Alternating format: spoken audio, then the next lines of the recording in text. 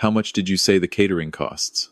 That was what my daughter-in-law asked me when I called to find out if my son's restaurant had finally opened. Not congratulations on making it through another week. Not thank you for the $280,000 that made this possible. Just how much did the catering cost? Because apparently the soft opening had already happened, and there were bills to settle, and somehow I was still the one expected to settle them. I held the phone away from my ear for a moment, and looked out through the sliding glass door of my apartment in Scottsdale. The sun was going down behind the McDowell Mountains the way it does in early November, turning everything copper and rust. My wife, Helen, used to say that Arizona sunsets were God's way of apologizing for the heat. She passed 3 years ago, and I have not yet stopped noticing the things she would have noticed. I told my daughter-in-law I would check the invoice. She said the vendor needed confirmation by Wednesday or they would pull the contract for future events. I asked what future events she meant. She said she had to go because someone was on the other line. The call ended, and I stood in my kitchen holding a glass of water I had poured 20 minutes earlier and forgotten about. My son's name is Mitchell. He is 34 years old, and he has wanted to open a restaurant since he was 16. When he spent a summer working the line at a barbecue joint in Tempe and came home every night smelling like hickory smoke and talking about flavor profiles the way other boys talked about baseball stats. He studied culinary arts. He worked under 3 different chefs in Phoenix, then 2 more in San Diego. He came back to Arizona with a vision for a farm-to-table restaurant he wanted to call Copper Root, a name he said reflected both the desert and the idea of going back to basics. I believed in that vision. I believed in it the way you believe in your child, when they look at you with their mother's eyes and tell you this is the thing. Dad, this is what I was made for. Helen believed in it too, before she got sick. She had set aside money from her years as a school district administrator, and I had my pension from 33 years as a civil engineer for Maricopa County. We were not rich people. We were people who had been careful for a long time. And when Mitchell came to me 18 months ago with a business plan and a lease he needed a guarantor for, I sat at the dining room table where Helen and I had eaten 10,000 meals together, and I wrote a check, $280,000. That was the number. It covered the build-out of the kitchen, the renovation of the dining space, the first 6 months of rent on a location in Old Town Scottsdale that Mitchell said was perfect because of the foot traffic and the proximity to the galleries. I did not ask for equity. I did not insist on a formal agreement. Mitchell had looked uncomfortable when I mentioned the idea of putting something in writing, and he said, "Dad, you're my father, not a bank." And I had felt foolish for bringing it up, which I now understand was exactly how I was supposed to feel. For the first several months, things were good between us. Mitchell called me twice a week, sometimes 3 times. He sent me photographs of the kitchen equipment being installed, the custom bar top being sanded and sealed, the mural a local artist was painting on the back wall, something abstract with desert colors that Helen would have loved. He asked my opinion on things. Not about food. He knew more about food than I ever would, but about the structure of things. Load-bearing walls and drainage, and whether the HVAC system could handle the heat output of a wood-fired oven. I was useful, and being useful felt like being included. Then his wife, Victoria, took over the business side. I want to be careful about Victoria. She is not a villain. She has a degree in hospitality management from ASU, and she is intelligent and organized, and she loves my son. But from the moment she assumed responsibility for the restaurant's finances and operations, which Mitchell explained to me over a phone call that sounded rehearsed, was because she had more experience with the business side of hospitality. Things changed. The twice-a-week calls became once a week, then every other week. Then they stopped, replaced by forwarded invoices and the occasional text message that read more like a memo than a conversation. I told myself this was normal. A restaurant launch is consuming. A son building his own life does not need his father hovering over every decision. I had read enough about letting go to know that a parent who holds too tight becomes an obstacle. But there is a line between giving space and being erased, and I was beginning to feel that line being crossed. On a Thursday afternoon in late October, I drove to the restaurant. I had not visited in nearly 4 months. Victoria had mentioned during the summer that the construction was at a sensitive stage and unannounced visits could disrupt the contractor's workflow. I had respected that. I am a civil engineer. I understand workflow. The drive from my apartment to Old Town took 12 minutes. I parked on a side street behind a gallery that sold turquoise jewelry and walked around the corner to the block where Copper Root was located. I saw it before I reached the door. The sign was up. A warm, matte copper with the name in clean lowercase letters. Through the front window, I could see a hostess stand, a chalkboard menu on an easel, tables with linen napkins folded into neat triangles. There were people inside, diners, a woman pouring wine, a busser clearing plates. The restaurant was open. I did not go inside. I stood on the sidewalk in the dry November air and did what I have done my entire professional life. I observed. I measured. The sign showed faint dust accumulation along its top edge. The succulent planters by the entrance had root systems visible through the drainage holes, meaning they had been potted and growing for weeks, not days. The menu on the chalkboard was written in a practiced hand, not the tentative lettering of a first draft. This was not a soft opening that had happened last weekend. This restaurant had been serving customers for some time. I drove home. I poured myself a bourbon, something I rarely do on a weekday, and I sat in the chair by the window, where Helen used to read her mystery novels, and I called Mitchell. The call rang 4 times and went to voicemail. I called again the next morning. 3 rings. Voicemail. He was watching my calls come in and choosing not to answer. My own son. I gave it 2 days. Then I called Victoria. She picked up immediately, which told me she had been expecting this call, or she simply had no reason to avoid me. Either way, it confirmed what I already suspected, that she was the one managing the flow of information in this family. "When did the restaurant open?" I asked. There was a pause. Not a long one, just enough to let me know she was choosing her words. "We did a soft launch about 5 weeks ago," she said. "It was very small, just industry people and a few friends.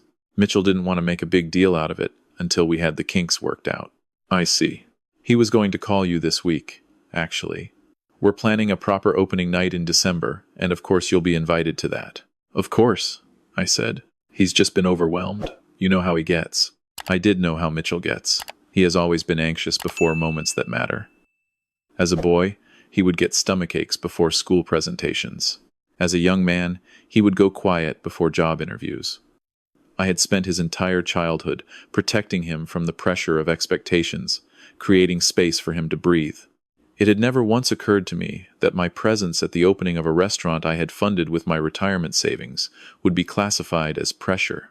"Victoria," I said, and I kept my voice steady because 33 years of engineering meetings had taught me that the person who stays calm controls the room. "I gave you $280,000, and we are so grateful," she said, in a tone that sounded like something she had practiced in front of a mirror. "Mitchell will call you, I promise." He did not call. I am 65 years old. I have buried a wife.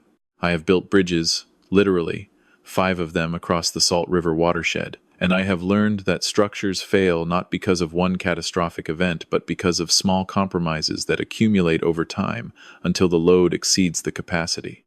I was looking at a structural failure in my own family, and I needed to understand where the compromises had been made.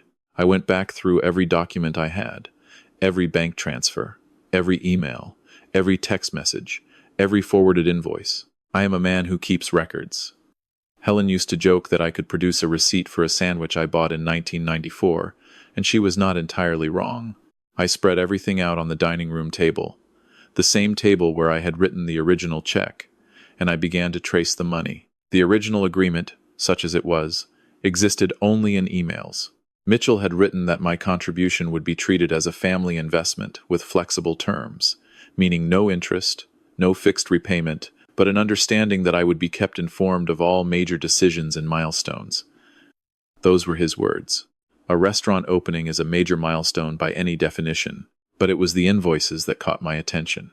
Over the past 11 months, Victoria had forwarded me 37 invoices for payment or approval.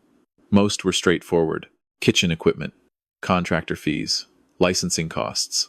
But buried among them were recurring charges I had not questioned at the time because I had trusted the people sending them. There was a monthly management consulting fee of $3,200 paid to a company called Arid Peak Solutions. There was a quarterly marketing retainer of $4,500 paid to the same entity. Over 11 months, those 2 line items added up to just over $49,000. I did not know what Arid Peak Solutions was. I had never heard the name. It was not mentioned in any of the original planning documents Mitchell had shown me. I called my friend Ray, who had spent 30 years practicing business law in Phoenix before he retired and moved to a condo in Sedona, where he paints watercolors of red rock formations and answers his phone on the second ring because he misses the work. We met at a coffee shop in Carefree. I brought the invoices. I brought the emails. I laid it all out between our cups and let him read. Ray has a way of going very still when he is thinking, like a hawk on a wire, and he went still for a long time. "Do you know who owns Arid Peak Solutions?" he asked. I told him I did not. "Find out," he said. I hired an accountant named Diane, a semi-retired CPA who did forensic bookkeeping work and had a reputation for being thorough and discreet. She took 10 days. When she came back to me, she brought a 6-page summary and an expression I recognized from my years of delivering bad news to city councils about bridge repair budgets. Arid Peak Solutions was registered to a man named Craig Linden. Craig Linden was Victoria's brother. He had no background in restaurant management, hospitality consulting, or marketing. His previous business, a landscaping company in Gilbert, had been dissolved 2 years earlier after failing to file tax returns for 3 consecutive years. He was now receiving, through his company, approximately $4,500 per month from Copper Root's operating budget. From my money, $49,200 over 11 months, paid to my daughter-in-law's brother for services I could not identify and had never approved. There was more in Diane's report. The restaurant's lease, which I had co-signed as guarantor, had been modified 6 months after signing to include a personal liability clause that applied exclusively to Mitchell, not to Victoria, not to any corporate entity. If the restaurant failed, my son alone would bear the financial consequences. I do not know if Mitchell understood this when the modification was made. I do not know if he read it. I also discovered that the original build-out budget I had approved, $280,000, had been exceeded by approximately $61,000 through a series of change orders and upgrades that Victoria had authorized without my knowledge. Additional lighting fixtures, a custom wine storage system, an imported stone countertop for the bar. Individually, each expense could be justified. Collectively, they represented a pattern of spending that assumed my money was a well without a bottom. I did not call Mitchell. Not yet. I spent a week preparing. I organized every document into a binder, tabbed and indexed the way I used to prepare engineering reports. I wrote out the key points I wanted to address, not as accusations but as questions. I rehearsed my tone the way Helen used to rehearse difficult conversations with her school board, out loud, in the bathroom, adjusting until the words carried weight without venom. Then I called Mitchell on a Saturday morning. He answered on the 6th ring. His voice was tight, not surprised, more like a man standing at the edge of a pool, knowing the water is cold. "I'd like to come by the restaurant on Tuesday," I said. "In the afternoon, before service. I'd like Victoria to be there." A long silence. "Is everything okay, Dad? We need to talk. As a family. About the business." Another silence. "Okay." I arrived at Copper Root at 2 o'clock on a Tuesday. The restaurant was closed between lunch and dinner, and the dining room was empty except for Mitchell and Victoria sitting at a corner booth. Mitchell looked like he had not slept. Victoria looked composed in the way that people look when they have been warned about a conversation and have had time to prepare. I sat down across from them. I placed the binder on the table between us. "I'm not here to fight," I said. "I'm here because I love my son, and I put my life savings into this restaurant, and I have questions that deserve answers." I opened the binder to the first tab, Arid Peak Solutions. Victoria's face did not change, but her hands, which had been resting on the table, moved to her lap. "This company has received $49,000 from the restaurant over the past 11 months, I said. "It is owned by your brother Craig. I would like to understand what services he provided." What followed was 2 hours that I will not describe in complete detail because some conversations belong inside the walls where they happen. But the shape of it was this.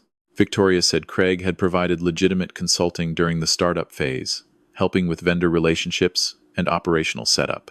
Mitchell said he had been aware of Craig's involvement generally, but had not known the specific amounts being paid. Victoria said Mitchell had signed off on the consulting arrangement.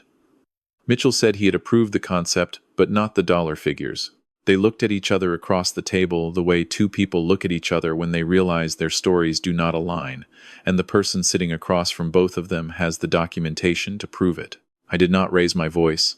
I did not slam the binder on the table. I did not deliver an ultimatum. I turned to the section on the lease modification and asked Mitchell if he understood that he was personally liable for the full term of the lease, while Victoria was not. He stared at the document for a long time. "I didn't know that," he said quietly. Victoria said nothing. I closed the binder. "Here is what I need," I said. "A full written accounting of every dollar spent from my investment. A repayment plan for the $49,000 paid to Craig's company for services that were not disclosed to me or approved by me. And going forward, any expenditure over $3,000 requires my written acknowledgement before it is authorized." Victoria opened her mouth to object. I held up one hand. "These are not suggestions," I said. "These are the conditions under which I continue to be a silent partner rather than a vocal one. I have a retired attorney in Sedona who has reviewed everything in this binder and is prepared to advise me further if necessary. I would prefer not to go that route. I would prefer to resolve this as a family." The room was very quiet. "You have 2 weeks," I said. "I'll expect the accounting and the repayment proposal by the 1st of December. I stood up. Mitchell followed me to the door. Victoria stayed at the booth. Outside, the afternoon light was sharp and clean the way it gets in the desert in late autumn. Mitchell stood next to me on the sidewalk with his hands in his pockets, looking at the ground. "Dad, I'm sorry. I know you are. I didn't know about all of it, the lease thing. I didn't read it carefully enough. I looked at my son.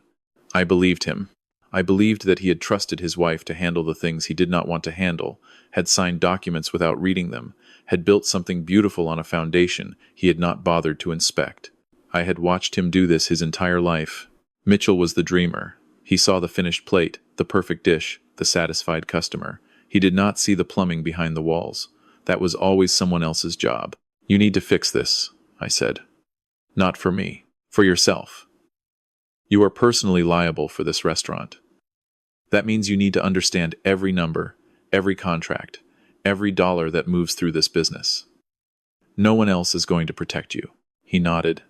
He looked like he was about to cry but had decided not to. "Your mother would have caught this in the first month," I said. "She read every document twice." He almost smiled. "She really did. I drove home on the 101, and the traffic was light, and I turned on the radio to a station that plays the kind of jazz Helen used to put on when she was cooking, and I let the drive take as long as it needed to." The 2 weeks passed. On the last day of November, I received a document from Victoria's accountant. It contained a complete line-by-line accounting of all expenditures since the restaurant's inception, including the payments to Arid Peak Solutions, totaling $51,800 when the final month's charges were included. Attached was a repayment proposal, monthly installments over 24 months, drawn from the restaurant's operating revenue. I reviewed it with Ray over the phone. He said the terms were reasonable, but suggested I request a personal guarantee from both Mitchell and Victoria on the repayment. I agreed. Victoria was not pleased, but she signed. The payments to Craig stopped. I do not know what conversation took place between Victoria and her brother about that. I do not need to know. What I know is that the line item disappeared from the next month's financial statement and has not returned. What happened in the months after was quieter than what came before. Mitchell and I resumed our phone calls. They were different now. Shorter in some ways, but more honest. He told me things he had not told me before. That the first 2 months after opening had been harder than projected. That food costs had exceeded his estimates by nearly 20%. That he and Victoria had been arguing about money since before the restaurant opened, and that my involvement had become a pressure point in their marriage. I told him he could have come to me. I told him that a father who cannot hear hard news from his son is not a father worth having, and I told him that what I needed most was not to be celebrated but to be included. There is a difference between those two things, and it had taken losing one to understand the value of the other. In January, Mitchell invited me to the restaurant on a Monday, which is when they are closed to the public. He had prepared a meal, just the two of us, because Victoria had taken their daughter to visit her parents in Flagstaff. He made roasted quail with a pomegranate glaze and a sweet potato puree and a salad with greens from a farm in Queen Creek that he said reminded him of the meals Helen used to cook when he was a boy, even though Helen had never cooked quail in her life. We sat at the bar, because the dining room felt too formal, and we ate off the same plates his customers use, and he told me about a new menu he was developing for spring. And at some point during the meal, he set down his fork and looked at me and said, "This place doesn't exist without you, Dad." He did not mean only the money. I am 65 years old. I have lost a wife and outlived a career, and learned that the things worth building are never finished. They require maintenance. They require inspection. They require the willingness to open the books and look at what is actually there, not what you hope is there. My son's restaurant is doing well now. The repayments arrive on the 15th of every month, without exception. I visit every other Wednesday, and Mitchell walks me through the numbers over coffee before the lunch rush.